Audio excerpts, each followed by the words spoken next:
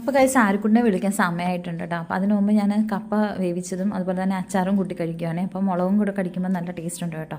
അപ്പോൾ അതെല്ലാം കൂട്ടി കഴിച്ച് കഴിക്കുകയാണ്. ഇപ്പോൾ ആരുക്കുണ്ടെ വിളിക്കാൻ സമയമായിട്ടുണ്ട്. അപ്പോൾ കട്ടൻ ചായ ഉണ്ടാക്കിയിട്ടുണ്ട്, അതുകൂടെ കുടിക്കുകയാണ്. പിന്നെ ഇന്നത്തെ സ്പെഷ്യൽ എന്ന് പറയുന്നത് നമ്മുടെ മീനാണ്. മീൻ പറ്റിച്ചത്, തേങ്ങയില്ലാതെ പറ്റിച്ച മീനായിരുന്നു. പിന്നെ ഇപ്പോൾ ഉണ്ടാക്കിയ കപ്പയും.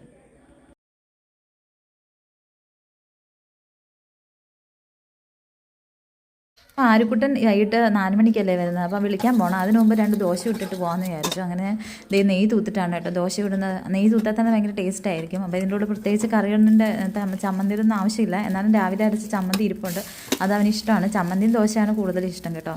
സാമ്പാറിനേക്കാളും ഇപ്പോൾ ഇഷ്ടം ചമ്മന്തിയും ദോശയാണ്. അതുപോലെ ചോറിലാണെങ്കിൽ ചോറ്, സാമ്പാർ, പപ്പടം, ഇതാണ് എൻ്റെ ആരുക്കുണ്ടെ സ്പെഷ്യലായിട്ടുള്ള സാധനങ്ങൾ. അപ്പോൾ ഇന്ന് ഉച്ച കഴിഞ്ഞാണ് കേട്ടോ സ്കൂളിൽ പോയത്. അങ്ങനെ അവന് വേണ്ടി 1, 2, 3 ദോശ ചുട്ട് വെച്ചു.